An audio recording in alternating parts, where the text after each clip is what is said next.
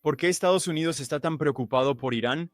El presidente de Estados Unidos, Donald Trump, admitió que lo que Washington quiere es un cambio de régimen en Teherán para derrocar al gobierno iraní. Y Trump apoyó una guerra contra Irán en junio, en la que tanto Estados Unidos como Israel bombardearon directamente territorio iraní. Donald Trump afirmó que negoció un alto el fuego después de lo que él llama la Guerra de los 12 días que Estados Unidos e Israel libraron contra Irán. Pero es muy difícil creer que este alto el fuego se mantenga, especialmente considerando que Trump dijo lo mismo en enero. Afirmó haber negociado un alto el fuego en Gaza, pero luego en marzo, 2 meses después, Israel reanudó la guerra y Trump le había dado luz verde a Israel para violar el alto el fuego que él ayudó a negociar. Así que es muy difícil para los funcionarios iraníes creer que el alto el fuego realmente se mantendrá, y aunque se mantenga a corto plazo, la realidad es que el gobierno de Estados Unidos ha estado librando una especie de guerra política y una guerra económica contra Irán durante muchas décadas, incluyendo desde la década de 1950, cuando Estados Unidos llevó a cabo un golpe de Estado que derrocó al primer ministro democráticamente elegido de Irán e instaló a un dictador proestadounidense. Entonces, ¿por qué es esto? ¿Qué quiere obtener Washington de su interminable guerra política y económica contra Irán? Para tratar de responder a esta pregunta, entrevisté al reconocido economista Michael Hudson, quien ha escrito muchos libros y es un experto en economía política global. Y Michael Hudson publicó un artículo en el que expone las razones económicas y políticas de esta guerra contra Irán y plantea que esto forma parte del intento del imperio estadounidense de imponer un orden unipolar en el mundo, como vimos en la década de 1990, cuando Estados Unidos era la única superpotencia y podía imponer su voluntad política y económica a casi todos los países del planeta. Irán fue uno de los pocos países que realmente resistía la hegemonía unipolar de Estados Unidos. Y hoy vemos que, a medida que el mundo se vuelve cada vez más multipolar, Irán desempeña un papel importante como miembro de los BRICS y como apoyo a los grupos de resistencia. Irán está impulsando un mundo más multipolar en oposición a la unipolaridad del imperio estadounidense, tal como lo describe el economista Michael Hudson en este ensayo. Y dejaré el enlace a ese artículo en la descripción de abajo. Michael Hudson escribió, cito, "Lo que está en juego es el intento de Estados Unidos de controlar Oriente Medio y su petróleo como un pilar del poder económico estadounidense, y de impedir que otros países avancen hacia la creación de su propia autonomía frente al orden neoliberal centrado en Estados Unidos, administrado por el FMI, el Banco Mundial y otras instituciones que refuerzan el poder unipolar de Estados Unidos". Fin de la cita.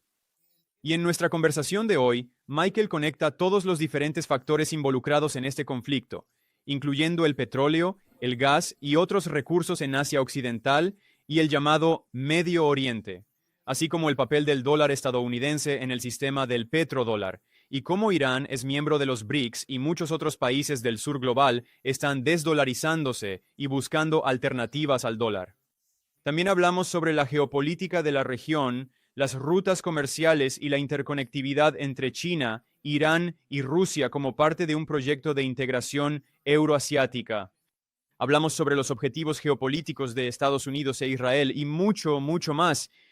Aquí hay un extracto de nuestra conversación y luego pasaremos directamente a la entrevista. Lo que hemos visto en el último mes, o mejor dicho, en los últimos 2 años en realidad, es la culminación de la larga estrategia que Estados Unidos ha tenido desde la Segunda Guerra Mundial para tomar el control total de las tierras petroleras del cercano Oriente y convertirlas en proxies de Estados Unidos bajo gobernantes clientes como Arabia Saudita y el rey de Jordania.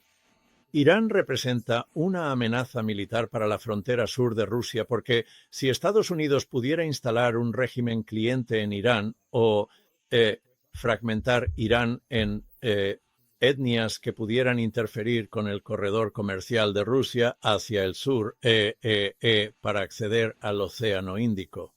Bueno, entonces has aislado, has acorralado a Rusia, has acorralado a China y has logrado aislarlas, y esa es la política exterior estadounidense actual. Si puedes aislar a los países que no quieren formar parte del sistema financiero y comercial internacional estadounidense, entonces se cree que no pueden existir por sí mismos. Son demasiado pequeños. Estados Unidos sigue viviendo en la época de la Conferencia de Bandung de 1955 de los países no alineados en Indonesia. Cuando otros países querían ir por su cuenta, eran demasiado pequeños económicamente. Pero por primera vez en la historia moderna tienes la opción de Eurasia, Rusia, China, Irán y todos los países vecinos que están entre ellos. Por primera vez son lo suficientemente grandes como para no necesitar comercio ni inversiones con Estados Unidos. De hecho, mientras que Estados Unidos y sus aliados de la OTAN en Europa están reduciéndose en sus economías desindustrializadas, neoliberales, postindustriales, economías, la mayor parte del crecimiento en la producción mundial, la manufactura y el comercio ha ocurrido en China, junto con el control de las materias primas, el refinado, como las tierras raras, pero también el cobalto, incluso el aluminio y muchos otros materiales en China. Así que el intento estratégico de Estados Unidos de aislar a Rusia, China y a cualquiera de sus aliados en los BRICS o en la Organización de Cooperación de Shanghái termina aislándose a sí mismo. Está obligando a otros países a tomar una decisión. Eso es lo único que Estados Unidos tiene para ofrecer a otros países en el mundo actual. No puede ofrecerles exportaciones. No puede ofrecerles estabilidad monetaria. Lo único que Estados Unidos tiene para ofrecerle al mundo es abstenerse de destruir su economía y de provocar y causar caos económico, como Trump ha amenazado con hacer con sus aranceles y como ha amenazado con hacer a cualquier país que intente crear una alternativa al dólar, y de ahí este almuerzo gratis de otros países pueden ganar dólares, pero tienen que volver a prestárselos a Estados Unidos. Y Estados Unidos, como su banquero, tiene que retenerlo todo, y el banquero puede simplemente decidir a quién pagarle y a quién no. Es un estado mafioso. Se le ha llamado un estado mafioso precisamente por estas razones. Y otros países temen lo que Estados Unidos puede hacer, no solo bajo Donald Trump, sino lo que ha estado haciendo durante los últimos 50 años, que es simplemente confiscar, desestabilizar y derrocar.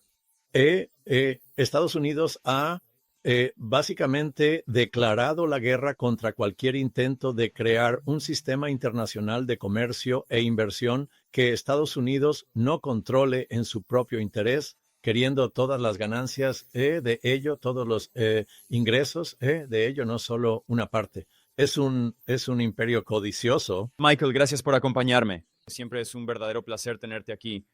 Hablemos sobre este artículo que escribiste en el que argumentas que la guerra contra Irán es parte de un intento de Estados Unidos de imponer su hegemonía unipolar en el mundo.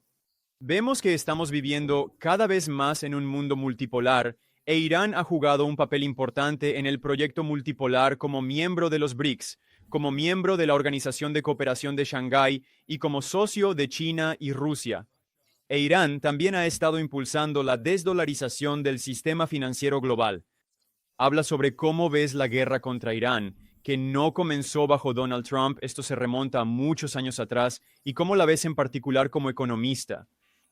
Bueno, la guerra en Irán comenzó en 1953, cuando Estados Unidos y el MI6 derrocaron al presidente electo, y la razón por la que fue derrocado fue porque quería nacionalizar las reservas de petróleo de Irán. Estados Unidos siempre ha considerado a Irán como parte del Golfo Petrolero del Cercano Oriente, el petróleo del Cercano Oriente. La política exterior estadounidense en cuanto a convertir su comercio exterior en un arma siempre se ha basado en dos productos básicos: los granos alimenticios, la capacidad de detener la exportación de granos alimenticios a países que se oponen a la política de Estados Unidos, como cuando Estados Unidos dejó de exportar granos a China bajo Mao, y el petróleo. Y durante un siglo, Estados Unidos se ha centrado en el control del petróleo como la base de su balanza comercial internacional. Es el mayor contribuyente a la balanza comercial y a su capacidad de sancionar al resto del mundo, cortando el suministro de petróleo y, de ese modo, cortando la electricidad, cortando el gas, cortando la calefacción doméstica de los países que se apartan de la política estadounidense. Y cuando trabajé para el Hudson Institute a principios de los años 70, Herman Kahn me llevó a una reunión con algunos generales y estaban discutiendo qué hacer con Irán en caso de que, bajo el Shah, Irán intentara alguna vez volver a afirmar su autonomía y seguir su propio camino. Irán siempre ha sido la potencia más fuerte de todo el Cercano Oriente y la pieza clave para controlar esa región. No se puede controlar completamente el petróleo del Cercano Oriente, Siria, Irak y el resto de los países de la región sin controlar también a Irán debido al tamaño de su población y la fortaleza de su economía. Y bueno, fue una reunión muy interesante. Herman Kahn, el modelo para el personaje de Dr. Strangelove, habló sobre cómo dividir Irán en sus diferentes etnias, 5 o 6 etnias, en caso de que adoptara una política independiente de Estados Unidos. La preocupación de Estados Unidos ya en los años 70, hace 50 años, era: ¿qué hacemos si otros países no siguen el tipo de orden mundial internacional que nosotros estamos organizando? Y Herman dijo que pensaba que el punto de crisis que iba a estallar en las noticias internacionales iba a ser Baluchistán, la frontera de Irán con Pakistán. Y ellos tienen... Los baluchis son una población distinta, al igual que los azerbaiyanos, los azeríes y los kurdos. Irán es una composición de muchos grupos étnicos, incluyendo un grupo judío muy grande allí. Es una sociedad multiétnica y la estrategia de Estados Unidos, en caso de que hubiera una guerra contra Irán, era aprovechar estas etnias de la misma manera que se elaboraron planes similares para Rusia sobre cómo dividirla en partes étnicas separadas y para China sobre cómo dividir China en partes étnicas en el momento en que Estados Unidos quiera enfrentarse a ellos. Y la razón por la que se desarrolló esta división étnica fue que como democracia, especialmente en los años 70, se hizo muy evidente que Estados Unidos nunca más podría desplegar un ejército para una invasión como lo estaba haciendo en Vietnam.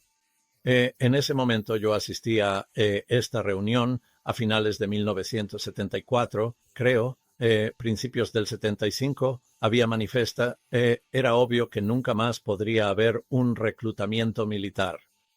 ¿Cómo podía Estados Unidos ejercer su poder internacional sin poder militar? Tenía bases militares por todo el mundo. Gastaba más en lo militar que cualquier otro país. Todo el déficit de la balanza de pagos de Estados Unidos era gasto militar en el extranjero, y aún así no podía ir a la guerra. Tuvo que usar intermediarios.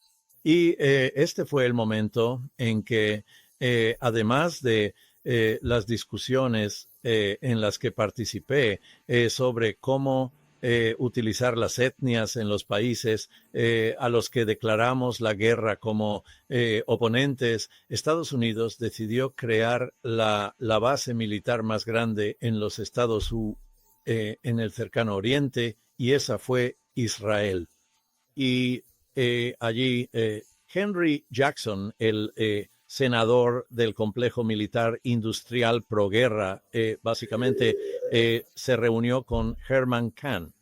De hecho, yo estaba en la oficina de Herman escuchando la llamada telefónica cuando llegó, y el acuerdo fue que el complejo militar industrial y Jackson apoyarían a Israel si Israel aceptaba actuar como el portaaviones terrestre y aéreo de Estados Unidos en el cercano Oriente, como se dijo en ese momento.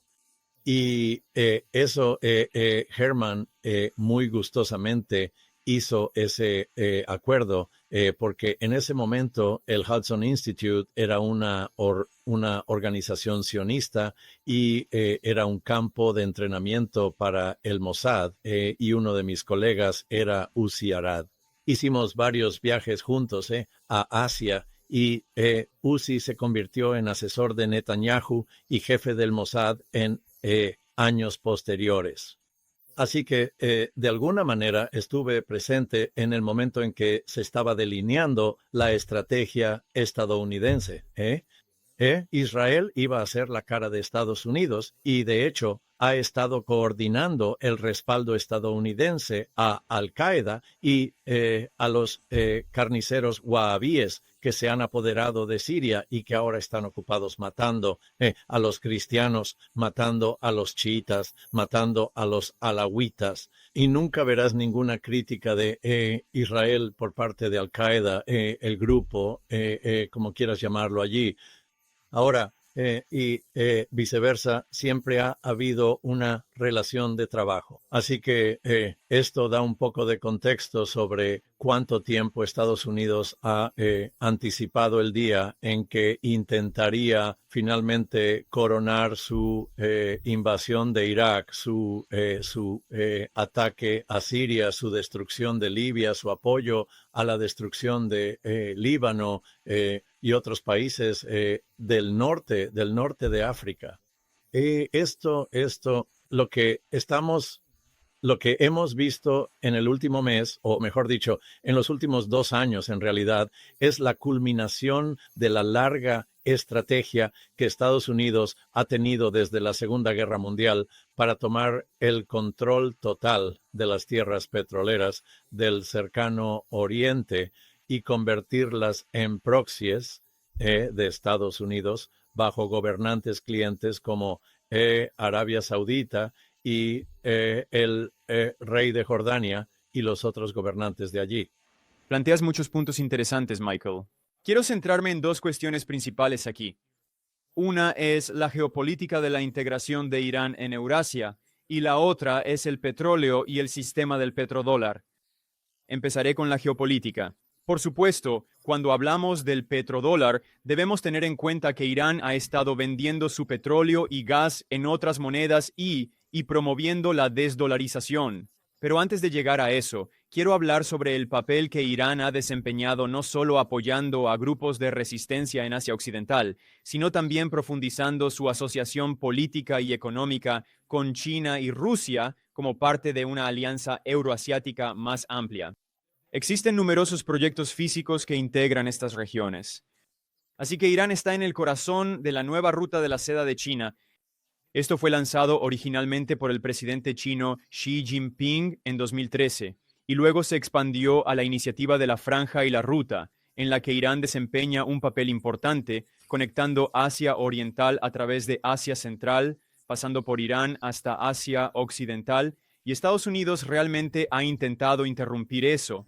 Irán también cumple un papel clave en un corredor económico liderado por Rusia que conecta desde San Petersburgo, pasando por Moscú, bajando por el Caspio, atravesando Irán y llegando hasta la India.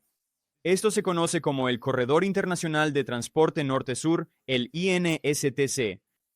Así que hemos visto que Irán ha desempeñado un papel muy importante desafiando al dólar estadounidense, desafiando la hegemonía de Estados Unidos y también buscando la integración económica y política con otros países de Eurasia. ¿Puedes hablar más sobre esto y por qué estos planificadores imperiales en Washington ven esto como una amenaza tan grande? Bueno, acabas de resumir los 2 mapas que incluí en mi artículo. Hace aproximadamente un mes Irán acaba de completar su ferrocarril de la Franja y la ruta que llega hasta Teherán. Por primera vez existe un corredor terrestre desde Irán hasta China. Ahora, el corredor de la Franja y la ruta significa que estamos evitando ir por mar. La política militar estadounidense y británica se ha basado durante 100 años en el control de los mares y el control del comercio del petróleo. Formaba parte de esa estrategia. Porque si Irán, Arabia Saudita, Kuwait y los demás países productores de petróleo no pueden cargar petroleros con crudo, ¿cómo van a poder exportar? ¿Y cómo pueden los importadores como China, India, obtener petróleo de Oriente Próximo? Bueno, con la iniciativa de la Franja y la ruta de China, su intención era atravesar todo, pasando por Irán y luego continuar hasta el Océano Atlántico, hacia Europa. Esta franja y ruta iba a abarcar todo el continente asiático, euroasiático, todo el hemisferio oriental.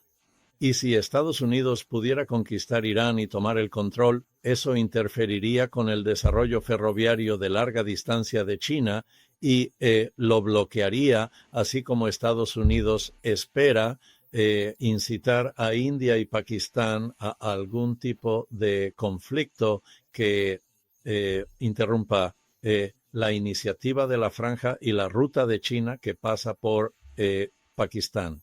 Así que, por un lado, Irán es la clave para el transporte terrestre de China, el transporte hacia Europa. Y como acabas de señalar, con Rusia, Irán representa una amenaza militar para la frontera sur de Rusia, porque si Estados Unidos pudiera instalar un régimen cliente en Irán o dividir Irán en etnias que pudieran interferir con el corredor comercial de Rusia hacia el sur para acceder al Océano Índico, bueno, entonces habrías acorralado a Rusia, habrías acorralado a China y habrías logrado aislarlas. Y esa es la política exterior actual de Estados Unidos. Si puedes aislar a los países que no quieren formar parte del sistema financiero y comercial internacional estadounidense, entonces la creencia es que no pueden existir por sí mismos. Son demasiado pequeños. Estados Unidos sigue viviendo en la época de la Conferencia de Bandung de 1955 de las naciones no alineadas en Indonesia, cuando otros países querían ir por su cuenta, eran demasiado pequeños económicamente. Pero por primera vez en la historia moderna existe la opción de Eurasia, Rusia, China, Irán y todos los países vecinos entre ellos. Por primera vez, son lo suficientemente grandes como para no necesitar comercio ni inversiones con Estados Unidos. De hecho, mientras que Estados Unidos y sus aliados de la OTAN en Europa están disminuyendo en sus economías desindustrializadas, neoliberales, postindustriales, la mayor parte del crecimiento en la producción, la manufactura y el comercio mundial ha ocurrido en China, junto con el control de las materias primas, el refinado de elementos como las tierras raras, pero también el cobalto, incluso el aluminio y muchos otros materiales en China. Así que el intento estratégico de Estados Unidos de aislar a Rusia, China y a cualquiera de sus aliados en los BRICS o en la Organización de Cooperación de Shanghái termina aislándose a sí mismo y está obligando a otros países a tomar una decisión.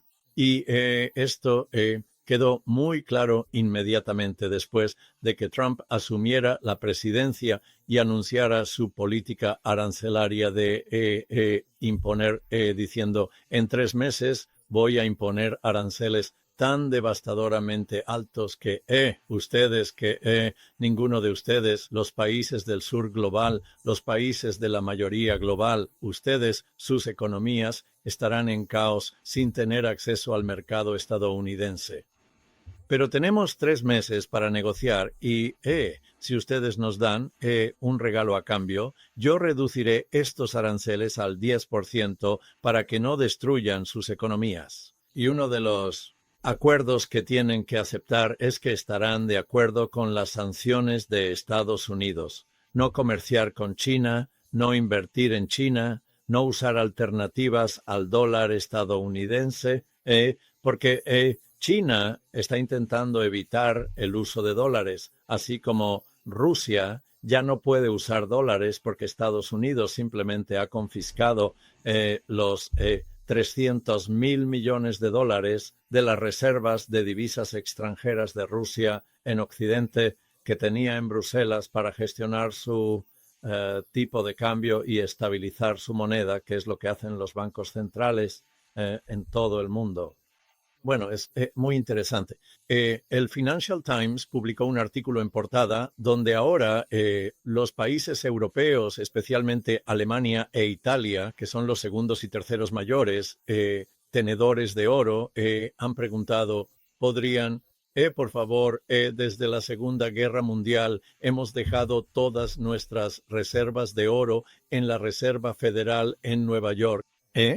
El oro de Estados Unidos está en Fort Knox, pero otros países mantienen sus reservas de oro en el sótano del Banco de la Reserva Federal, justo enfrente del Banco Chase Manhattan, en el centro de la ciudad. Y ellos, otros países, ahora se dan cuenta de que bajo Trump, si él dice, bueno, Europa realmente se ha estado aprovechando de nosotros, ellos han estado exportando más a nosotros de lo que nosotros les hemos vendido a ellos. Ellos, ya sabes, Italia y Alemania están preocupados de que de alguna manera Estados Unidos diga, bueno, simplemente vamos a tomar todo este oro que ustedes han acumulado aprovechándose de nosotros. Así que estás viendo que el resto del mundo se está alejando del dólar. Esto refleja el efecto de todo lo que Estados Unidos está intentando hacer para aislar al resto del mundo, a otras partes del mundo del contacto con Estados Unidos, si intentan tener un sistema económico alternativo al capitalismo financiero neoliberal, si intentan tener socialismo industrial, que en realidad es capitalismo industrial, en camino a convertirse en socialismo industrial con una participación activa del gobierno. Invirtiendo en infraestructura básica y en lugar de privatizar la infraestructura al estilo de Margaret Thatcher. El efecto será dejar a Estados Unidos aislado y al resto del mundo siguiendo su propio camino. Incapaces de comerciar con Estados Unidos debido a los altos aranceles que ha impuesto Trump, y temerosos de comerciar en dólares por la depredadora utilización del dólar como arma, lo cual había sido el almuerzo gratis de Estados Unidos durante toda la época del estándar de los bonos del Tesoro estadounidense, desde que Estados Unidos abandonó el oro en 1971. De nuevo, Michael, planteas muchos puntos muy acertados ahí. Quiero centrarme en este tema del petróleo, el dólar estadounidense y el sistema del petrodólar. Ahora, has mencionado varias veces que Estados Unidos realmente depende de las exportaciones de petróleo y del control del comercio petrolero, en parte para intentar reducir su enorme déficit por cuenta corriente, lo cual, quiero decir, sigue sin ser muy exitoso. Estados Unidos mantiene enormes déficits por cuenta corriente, es decir, déficits comerciales con el resto del mundo. Pero algo que es diferente en la década de 2020 es que ahora Estados Unidos es el mayor exportador de petróleo del mundo. Es el mayor productor de petróleo del planeta y el mayor productor de gas. Así que eso es una diferencia significativa. Eso es en gran parte un desarrollo de la última década debido a la explosión del fracking en Estados Unidos y también a la revolución del petróleo de esquisto. Así que no es necesariamente que Estados Unidos necesite tener acceso físico a todo el petróleo de la región, aunque por supuesto las corporaciones estadounidenses, las empresas privadas de combustibles fósiles con fines de lucro, estarían encantadas de privatizar todo el petróleo de Asia Occidental que es de propiedad estatal. Hablamos de Mohammad Mossadegh, el primer ministro de Irán que fue derrocado en el golpe de Estado respaldado por la CIA en 1953, tras nacionalizar el petróleo en Irán y expulsar a las compañías petroleras estadounidenses y británicas. Bueno, el actual gobierno iraní, tras la revolución iraní de 1979, también nacionalizó el petróleo, y el Estado iraní de hecho tiene mucha influencia en la economía, con muchas empresas estatales. Así que, por supuesto, a Estados Unidos le encantaría privatizar eso, pero en realidad no se trata necesariamente de obtener acceso a todo ese petróleo. Se trata de mantener el orden financiero actual, que realmente está respaldado por el petróleo, especialmente después de que Richard Nixon en 1971 desvinculara el dólar del oro. Y luego, en 1974, Nixon envió a su secretario del Tesoro, era William Simon, ¿verdad? Bill Simon de Salomon Brothers, quien era un experto en bonos del Tesoro. Él dirigía la mesa de bonos del Tesoro, la deuda del gobierno de Estados Unidos en Salomon Brothers, este importante banco de inversión de Wall Street. Fue enviado a Jeddah en 1974, donde negociaron un acuerdo en el que Estados Unidos protegería a la monarquía saudí y, a cambio, Arabia Saudita vendería todo su petróleo en dólares, manteniendo así la demanda global del dólar estadounidense. Esto ocurrió un año después del embargo petrolero de la OPEP, en el que los países del sur global demostraron que podían usar su control del petróleo como una herramienta geopolítica para castigar a Estados Unidos y a Occidente por su apoyo a Israel. Así que, quiero decir, toda esta historia sigue siendo muy relevante hoy en día. Y por supuesto, Irán está desafiando directamente ese sistema del petrodólar. Irán está vendiendo su petróleo a China en yuanes chinos, el renminbi. También está comerciando con la India y vendiendo su petróleo, y a cambio está utilizando su moneda, el rial. La India está usando su moneda, la rupia, y básicamente la India está intercambiando están intercambiando sus productos agrícolas por petróleo iraní. Entonces, ¿puedes hablar sobre este sistema del petrodólar y por qué Irán es visto como un desafío tan importante para este sistema? Y en realidad lo que eso significa es un desafío directo a la dominación global del propio dólar estadounidense. Bueno, mencioné que el impulso original de Estados Unidos era controlar el petróleo del Cercano Oriente. Yo era el economista de balanza de pagos para el Chase Manhattan Bank y hice un estudio completo en nombre de la industria petrolera estadounidense para calcular los retornos de la balanza de pagos y el promedio de dólares gastados por las 7 hermanas, las grandes compañías petroleras. El promedio de cada dólar invertido en Arabia Saudita, Kuwait y otros países árabes se recuperaba en solo 18 meses. El petróleo era la inversión más rentable de toda la economía estadounidense y estaba exenta de impuestos. Ahora, el plan original, como mencioné, de Estados Unidos en el Cercano Oriente era considerar que tenía petróleo. Luego vino la guerra del petróleo y fue más que solo la guerra del petróleo. En 1974, después de que Israel librara la guerra de 1973 y después de que Estados Unidos cuadruplicara los precios de sus cereales. Bueno, mencionaste a Bill Simon. Herman Kahn y yo fuimos a reunirnos con Bill Simon en 1974 para discutir cuál debería ser la estrategia de Estados Unidos con las compañías petroleras. Y Simon dijo, les hemos explicado que pueden cobrar lo que quieran por el petróleo, pueden cuadruplicar los precios. Y de hecho eso hizo que Standard Oil de Nueva Jersey, Socony, las otras compañías petroleras estadounidenses estuvieran muy contentas porque, como señalas, Estados Unidos era en sí mismo un gran productor de petróleo, pero cuando los países de la OPEP cuadruplicaron el precio del petróleo, eso hizo que las compañías petroleras estadounidenses obtuvieran enormes ganancias con su producción de petróleo y la de Canadá. Así que Bill Simon me dijo que les había explicado que podían cobrar lo que quisieran por el petróleo, cuadruplicar el precio estaba bien, pero el acuerdo era que tenían que conservar todos sus ahorros de lo que ganaban con este petróleo. No lo llamaré ganancia porque en realidad es renta de recursos naturales. Y en segundo lugar, tenían que mantener esas rentas dentro de la economía de Estados Unidos. Y el trato era que Arabia Saudita y los demás países exportarían su petróleo a cambio de dólares. No sacarían esos dólares de Estados Unidos. Dejarían los dólares que recibían de los países europeos, de otros países, al venderles su petróleo. Invertirían principalmente en valores del Tesoro de Estados Unidos y también podrían comprar acciones y bonos estadounidenses, pero no podían hacer lo que Estados Unidos hacía con su intercambio de divisas extranjeras, por ejemplo, con moneda europea. Los países de la OPEP no podían comprar el control de ninguna empresa estadounidense importante. Podían comprar acciones y bonos, pero tenían que distribuir la inversión en el mercado de valores, en el mercado en su conjunto.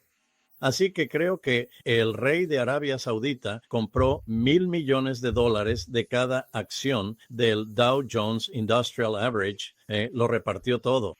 Pero la mayor parte de su dinero se mantenía de forma segura en valores del Tesoro de Estados Unidos. Así que esencialmente los ingresos de la OPEP, no diré ganancias porque, de nuevo, realmente no fue ganado, es ingreso no ganado. Los ingresos de la OPEP por la venta de petróleo terminaron todos en Estados Unidos, la mayor parte prestada al gobierno de Estados Unidos. Bueno, ese flujo de entrada de dólares es lo que permitió a Estados Unidos hacer dos cosas. Primero, como una entrada en la balanza de pagos, permitió que Estados Unidos continuara gastando en su ejército en el extranjero, gastando en el exterior, para tener el puño militar detrás de su imperio económico. Pero también financió el déficit presupuestario interno. Los bancos centrales extranjeros estaban financiando en gran medida el propio déficit presupuestario interno de Estados Unidos mediante la tenencia de bonos del Tesoro estadounidense. Así que los países de la OPEP esencialmente se convirtieron en partes cautivas del sistema financiero estadounidense que describí en mi libro Super Imperialism. Y así me reuní con el Tesoro y con gente del Tesoro, básicamente explicando lo que había escrito en Super Imperialism sobre cómo el hecho de que otros países dejaran de la práctica de mantener sus reservas monetarias internacionales en oro y en su lugar las mantuvieran en préstamos al Tesoro de Estados Unidos mediante la compra de bonos del Tesoro como vehículo para sus ahorros, esencialmente, hacía que los ahorros de todo el mundo, los ahorros monetarios, se centralizaran en Washington y Nueva York. Y que el control de lo que comenzó como el control del comercio del petróleo para convertirlo en un arma, se transformó en el control del sistema financiero internacional con los excedentes de dólares generados por el comercio del petróleo. Así que existía esa simbiosis entre el sistema comercial y el sistema financiero como base de la política militar estadounidense y de lo que yo llamé superimperialismo. Sí, y lo que describiste hace más de 50 años de manera tan brillante como el sistema de superimperialismo, lo que estamos viendo hoy es que Irán y otros países BRICS están desafiando ese sistema, están desafiando el privilegio exorbitante del dólar estadounidense y buscando alternativas. Tal vez comentes este movimiento global de desdolarización y cómo Irán juega un papel central en esto. Esa es una de las razones por las que es un objetivo de Estados Unidos. Bueno, Irán realmente no era central en esto, porque Estados Unidos ha logrado aislar a Irán. Tan pronto como el Shah fue derrocado, Estados Unidos le jugó una mala pasada a Irán. Lo hizo el Chase Manhattan Bank.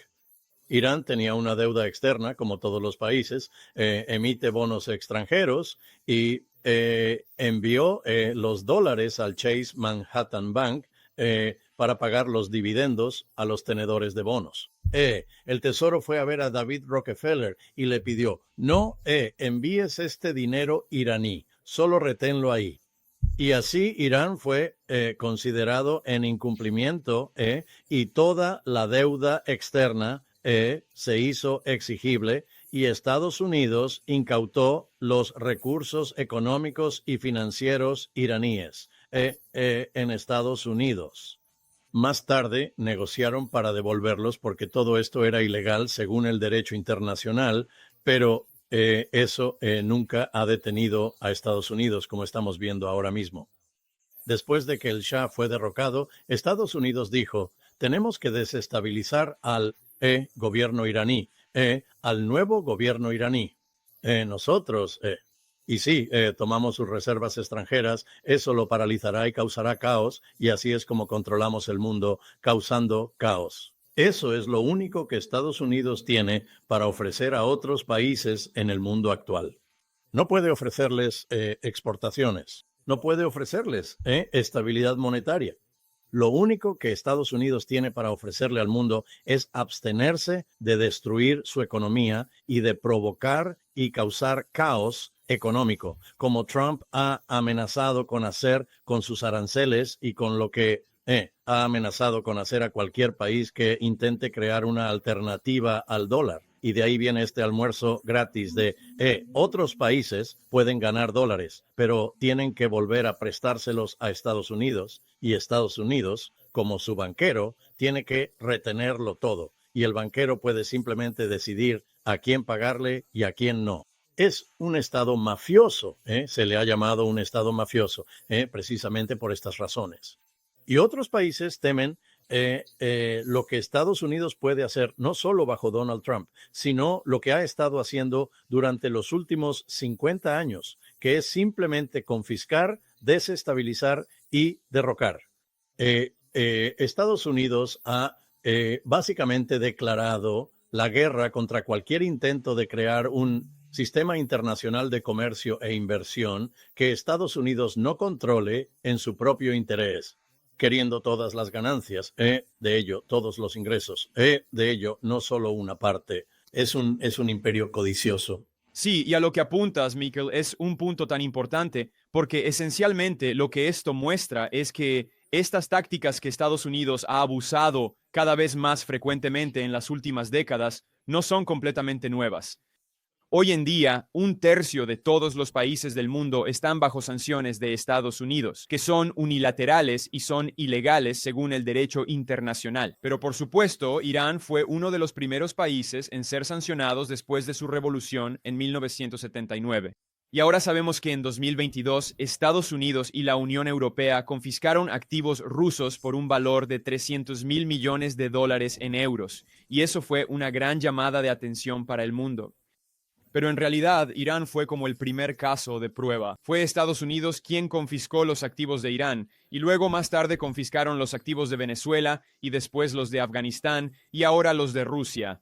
Así que Irán siempre fue como el primer país en ser objetivo de estas tácticas agresivas, y ahora se han vuelto tan comunes que hemos visto una especie de rebelión global contra este sistema, incluso por parte de aliados de Estados Unidos de toda la vida, como por ejemplo Arabia Saudita y los Emiratos Árabes Unidos, que históricamente han sido estados clientes de Estados Unidos, pero ven lo que ha pasado con Rusia, Irán y Venezuela, y les preocupa que ellos puedan ser los siguientes.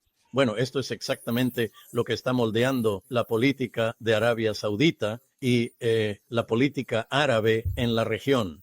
Obviamente a los árabes no les gusta lo que Israel está haciendo en Gaza. No les gusta la limpieza étnica y la limpieza étnica de Cisjordania y todo el ataque contra árabes, la población palestina y otras poblaciones árabes. Pero tienen miedo de actuar en nombre de Irán. Puede que sean muy comprensivos con ello. Las poblaciones de estos países están muy en contra de la violencia que Israel está ejerciendo contra los estados árabes, pero los líderes de estos países tienen un problema. Ellos, todos los ahorros que Arabia Saudita ha acumulado durante los últimos 50 años están retenidos como rehenes en el Tesoro de Estados Unidos y en los bancos estadounidenses. Y los bancos estadounidenses esencialmente son brazos del Tesoro. Sobre todo, el Chase Manhattan era un banco designado para actuar en nombre del Tesoro. Citibank era más independiente de eso. Y así, no has escuchado ni una palabra de Arabia Saudita ni de sus países vecinos productores de petróleo porque tienen miedo. Se dan cuenta de que están en una posición muy delicada.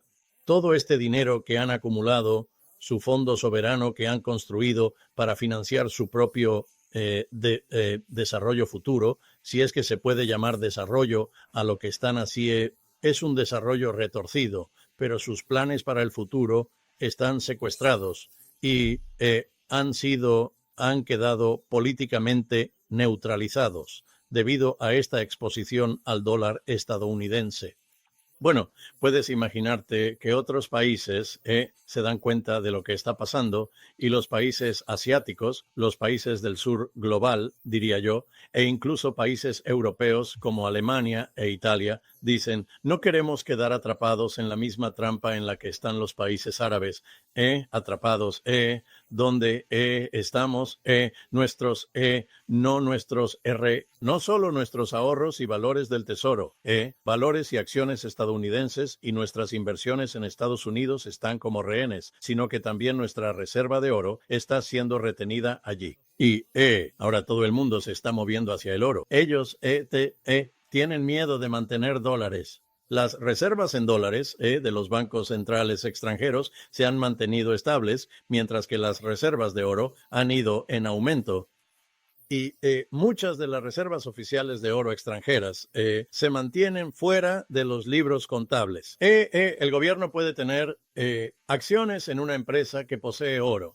Así pueden ocultar lo que están haciendo para que no se vea de manera muy evidente que están deshaciéndose del dólar.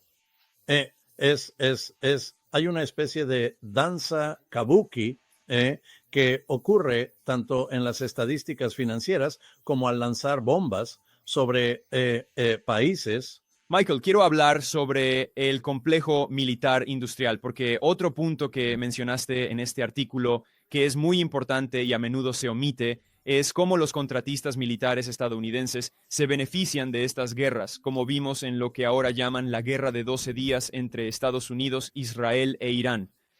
Y tú señalaste que Irán estaba usando principalmente sus misiles más antiguos. Estaba vaciando su arsenal de misiles antiguos para atacar a Israel e intentar saturar el sistema de defensa aérea israelí. Ahora sabemos que los contratistas militares estadounidenses han presumido del equipo militar avanzado que Estados Unidos ha proporcionado a Israel, como la cúpula de hierro, el sistema Onda de David y el sistema Arrow. Así que las corporaciones estadounidenses se han beneficiado al ayudar a diseñar estos sistemas y al proveer los misiles e interceptores. Así que Israel ha gastado muchos millones de dólares tratando de derribar estos viejos misiles iraníes de los que Irán, de todos modos, quería deshacerse. Por lo tanto, si la guerra hubiera continuado, obviamente habría drenado cada vez más recursos de Israel y de Estados Unidos. Pero, como señalas, esto en realidad es algo de lo que se beneficia el complejo militar industrial en Estados Unidos, porque lo que Estados Unidos llama ayuda que da a muchos países, en realidad no es realmente ayuda. En realidad son contratos otorgados a contratistas privados estadounidenses, y luego entregan ese equipo militar a Israel o a Egipto, o a Japón y Corea del Sur y otros países. ¿Puedes hablar más sobre el papel del complejo militar industrial y cómo se ha beneficiado de todo esto? Bueno, este es el punto clave del debate en el Congreso que está ocurriendo ahora sobre la ley fiscal republicana. La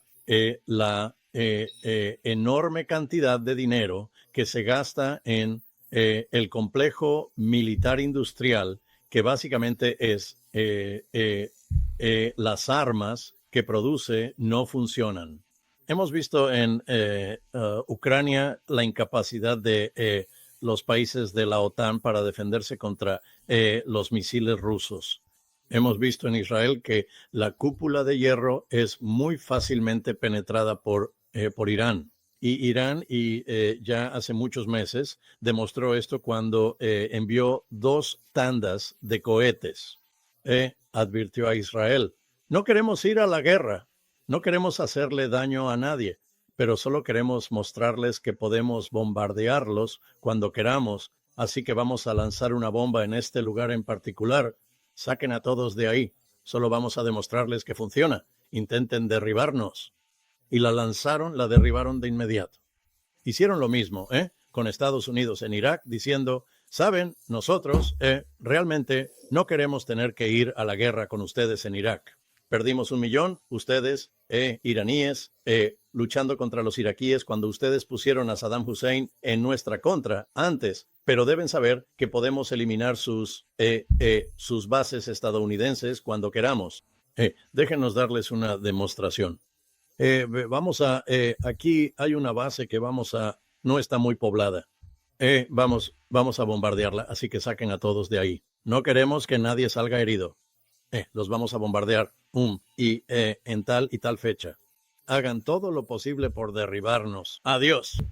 Ellos la bombardearon. Estados Unidos no pudo derribarlos. Bueno, evidentemente la cúpula de hierro no funciona, ni tampoco la defensa militar estadounidense. Bueno, el presidente Trump acaba de salir y decir, vamos a aumentar enormemente el déficit presupuestario de Estados Unidos, creando una cúpula de hierro en el país por $1 billón. Bueno, imagina gastar $1 billón replicando un sistema que Irán y Rusia han demostrado que pueden penetrar de inmediato. Michael, esto se llama la cúpula dorada Cúpula dorada. de Elon Musk. Sí. Y las empresas de Elon Musk, como SpaceX, están listas para recibir enormes contratos del gobierno estadounidense, estimados en cientos de miles de millones de dólares para construir esta cúpula dorada que ni siquiera funcionará. Por supuesto, para Trump todo es de oro, no de hierro. Debería haberme dado cuenta de eso, igual que las manijas de las puertas en sus Trump Towers, por supuesto. Así que estamos viendo esta fantasía y, por supuesto, lo que el complejo militar industrial produce no son armas para ser realmente usadas en la guerra. Son armas para comerciar o vender. Y como mencionaste, además de la enorme cantidad de gasto directo del Congreso en la compra de armas para el ejército, la marina y los marines de Estados Unidos y el ejército, Estados Unidos otorga ayuda exterior a Corea del Sur, Japón y otros países, y esta ayuda exterior se gasta mediante sus propias compras de armas militares estadounidenses. Esto no está incluido en el presupuesto militar estadounidense, pero en la práctica es una forma de financiar el complejo militar industrial estadounidense por la puerta trasera al dar dinero a los aliados de Estados Unidos para que compren armas estadounidenses que tampoco funcionan.